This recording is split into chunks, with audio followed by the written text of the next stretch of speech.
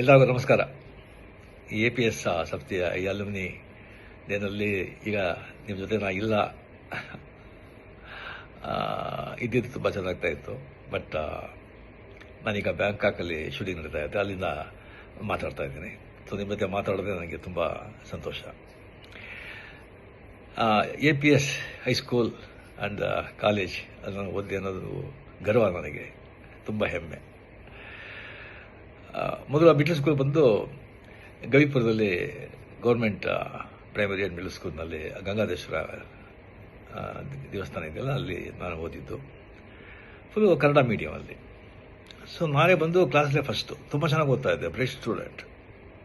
Class ನಾನೇ monitor. And middle ಸ್ಕೂಲ್ನಲ್ಲಿ ಬಂದು 98% ನಾನು ಬಂದು ಪಾಸ್ ಮಾಡಿದ್ದು.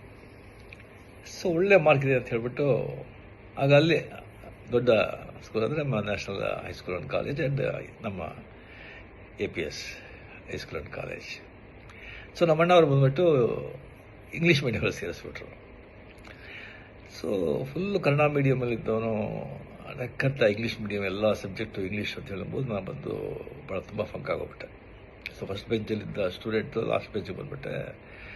ತುಂಬ ಡಿಪ್ರೆಷನ್, ತುಂಬ ಫಂಕಾಗಿ ಭಾಳ ಕಷ್ಟವಾಗ್ತಾಯಿತ್ತು. ಆಗ ರಿಯಲಿ ಅಲ್ಲಿ APS ಹೈಸ್ಕೂಲ್ನಲ್ಲಿ ಎಲ್ಲ ಮೇಷ್ಟ್ರುಗಳು, ಟೀಚರ್ಸು ಅಷ್ಟೊಂದು ನನ್ನ ಮೇಲೆ ಕರುಣೆ ತೋರಿಸಿ, ನನ್ನ ಕಷ್ಟದ ಅರ್ಥ ಮಾಡಿಕೊಂಡು ಅಷ್ಟೊಂದು ಪ್ರೇಮದಿಂದ ಹೇಳಿಕೊಟ್ಟು ಪಾಠ ಹೇಳಿ 8th 9th ಪಾಸ್ ಮಾಡಿಬಿಟ್ಟೆ. ಬಟ್ ಪಬ್ಲಿಕ್ ಎಕ್ಸಾಮ್ಲಿ ಒಂದು PCM ಅಲ್ಲಿ ತುಂಬ ವೀಕು, ಭಾಳ ಜನ ವೀಕು.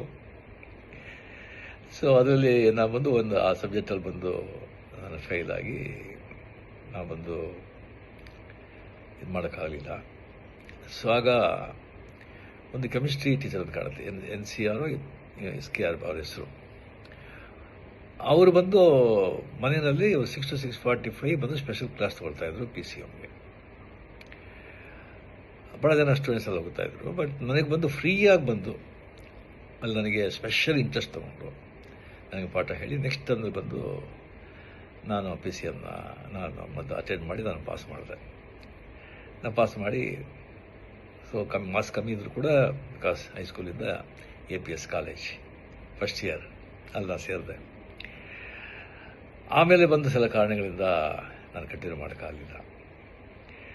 APS ಹೈಸ್ಕೂಲಲ್ಲಿ ನಾನು ಬಂದು ಓದಬೇಕಾದ್ರೆ ಅಲ್ಲ ಇಂಟರ್ ಹೈಸ್ಕೂಲ ಡ್ರಾಮಾಸ್ ವರ್ಷ ನಡೀತು.